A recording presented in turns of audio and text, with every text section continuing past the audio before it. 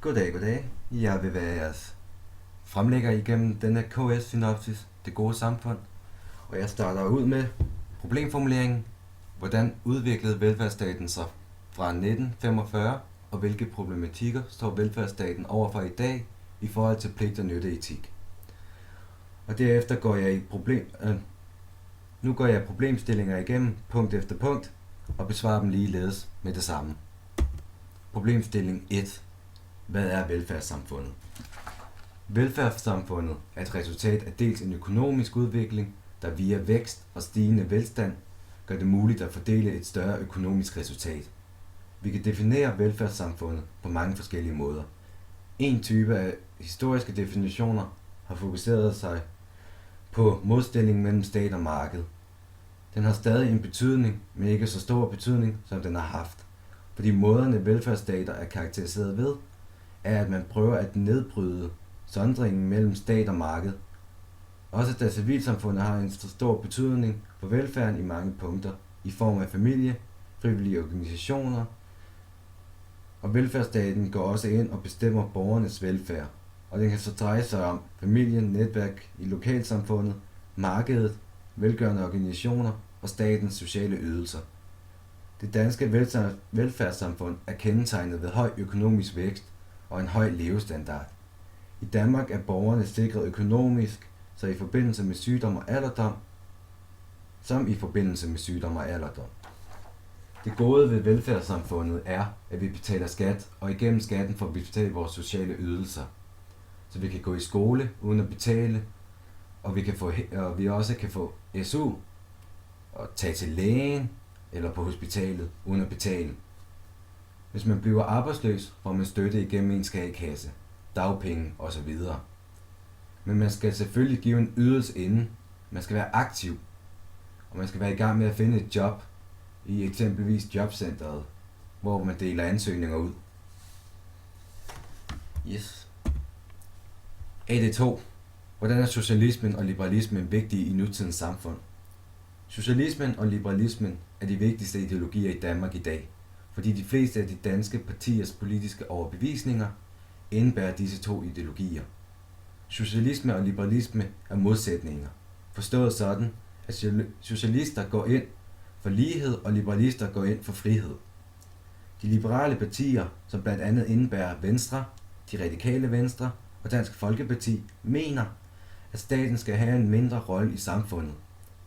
Dermed sagt, at skatten blandt andet skal sættes ned. De mener, at det private erhvervsliv er grundlaget for velstand i samfundet. Modsat mener socialisterne, at staten skal have en større rolle i samfundet og samfundet skal have Modsat mener socialisterne, at staten skal have en stor rolle i samfundet og hjælpe de svage mennesker. Alligevel overlapper ideologierne hinanden i de danske partier, og derved er de vigtige i nutidens samfund. AD3. Hvordan kan vi gøre velfærdsstaten bedre?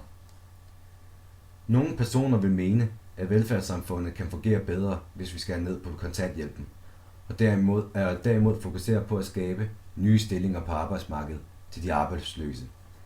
Grunden for nedskæringen af kontanthjælpen er, at nogle af samfundsborgerne i Danmarks samfund ikke synes, at det kan betale sig at gå ind på arbejdsmarkedet. Eksempel. Hvis en mandlig kontanthjælpsmodtager, der tjener penge på at være hjemmegående, og en hårdt arbejdende kvinde, begge får den samme mængde penge udbetalt hver måned, vil vi i sidste ende køre landet i sænk, da flere vil se kontanthjælpen som en mulighed for at tjene penge, uden særlig stor produktivitet per beskæftigelse. Socialdemokraterne mener ligeledes, at man kan opnå et mere optimalt velfærdssamfund, hvis skatten bliver sænket, så flere virksomheder kan begynde at oprettes, hvilket giver flere arbejdspladser, som de arbejdsløse kommer ind på.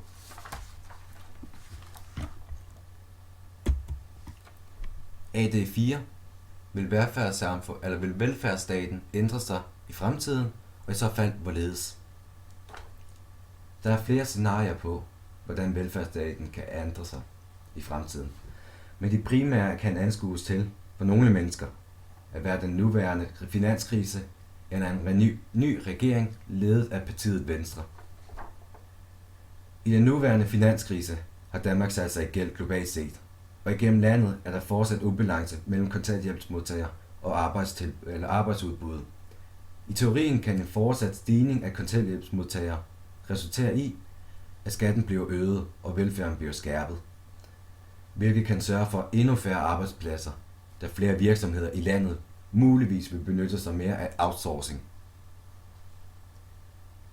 Velfærdsstaten kan dog ændre sig, hvis Venstres parti kommer til magten igen, både på godt og ondt. Hvis Venstre kommer til magten til næste regeringsvalg, kan der komme nye boller i suppen. Ifølge Venstres formand Lars Løkke Rasmussen på landsmødet om velfærd med frihed, kan vi skabe en bedre velfærd, hvis den offentlige sektor, ifølge ham, kører længere på literen. Hans udsagn bygger på, at selvom vores offentlige sektor er en af de dyreste i verden, så er den stadigvæk ikke perfekt. Og da Danmark simpelthen ikke har råd til at lægge flere penge ind i den offentlige sektor, burde den offentlige sektor i stedet præstere mere, så vi kan få en bedre velfærdsstat. AD5. Hvilken indflydelse har kristendommen haft i opbyggelsen af velfærdsstaten? Igennem århundreder er samfundet blevet påvirket af kristendommen. Denne påvirkning har sørget for, at nutidens samfund er bygget op med næstekærlighed, hvilket betyder, at vi skal hjælpe hinanden som flokdyr. Kommer en af os til skade, må vi hjælpe vedkommende så godt som vi kan. I nutiden vil dette betyde, at hvis en person mister sit job, kan han eller hun blive hjulpet på vej igennem statslige hjælpepakker, såsom bistandshjælp, kontanthjælp med mere. Man kan dog diskutere om hvorvidt et samfund, som tager særdeles meget hånd om de svage personer i gruppen, ikke har en øget risiko for at gå under, da disse personer i nogle tilfælde kan opnå bedre vilkår end de allerede arbejdende personer. Denne skiftning af vilkår kan få flere arbejdende til selv at tage imod hjælpepakkerne, hvilket vil resultere i for mange personer, der bliver støttet af staten, der dertil kan få skatten til at hæves og skabe problemer for resten af landets befolkning. AD6. Hvordan kan vi mindske arbejdsløsheden i Danmark? Arbejdsløsheden i Danmark ligger i øjeblikket på 6%, 6,3% for at være præcis. Og det er klart ønskeligt, at der bliver skabt flere vedvarende jobs, ikke kun jobtræning og aktivering.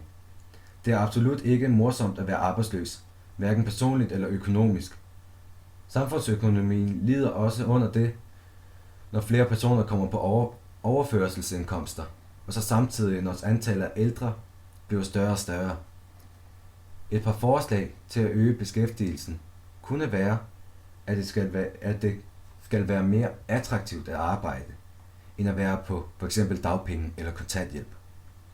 Desuden skal der skaffes flere flexjob til folk, der kan besidde en fuldtidsstilling, og så skal der være en bedre tilknytning mellem uddannelse og arbejdsplads, så nyuddannede er bedre udrustet til arbejdsmarkedet. Når de er færdiguddannede. Men at skaffe flere arbejdspladser er den sværeste del.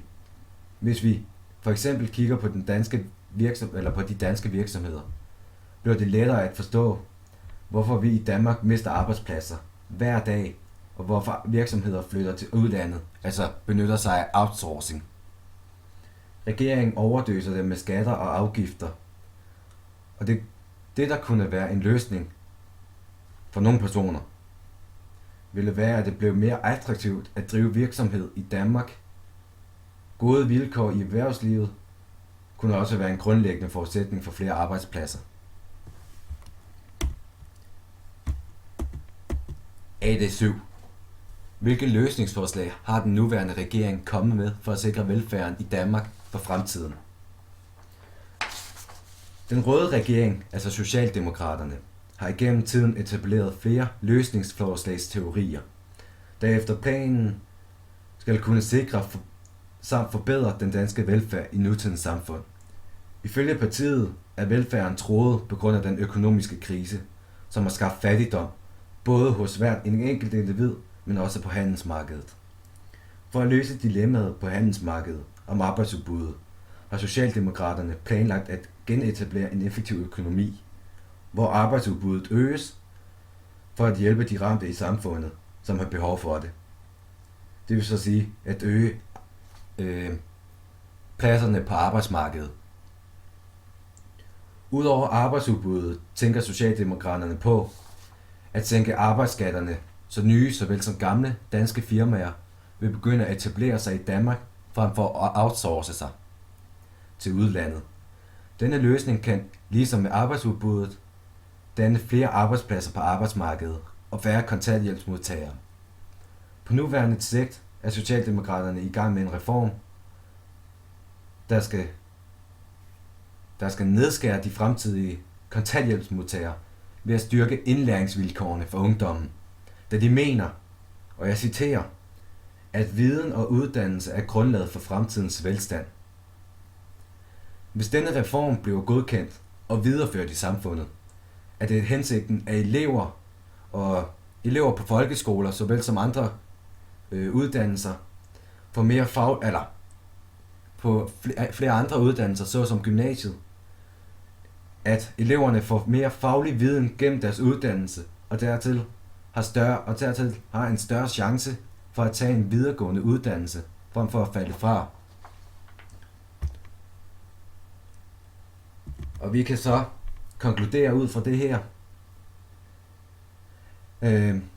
Vi kan ud fra vores indsamlede viden i synopsen og vores problemformulering konkludere, at det var op gennem 50'erne, at tanken om velfærdsstat blev igangsat. Og det skulle sikre et rigere land. Opfattelsen var primært, at staten skulle have en større rolle og aktivt blande sig i borgernes liv og give adgang til sundhedsmæssige og uddannelsesmæssige ydelser. Herfra steg levestandarden brat i de glade 60'ere, hvor Danmark fik et velfungerende hospitalvæsen og nogle gode økonomiske ordninger, der skulle sikre borgerne i tilfælde af sygdom eller fyring. Dog er der gennem årene opstået problemer med velfærdsstaten. Man kan groft sige, at mennesket er blevet grådet i henhold til pligt og nytteetik. Da flere mennesker oftere går ind og holder fast i deres rettigheder og glemmer deres pligter i forhold til betaling til skattevæsenet og udnyttelse til systemet. Og det var faktisk vores synopse. Og med vores mener jeg Anders B. Petersen, Andreas K. Petersen, Aisha Karali og Bolette Dahl Christensen. Jeg håber, I har nydt det.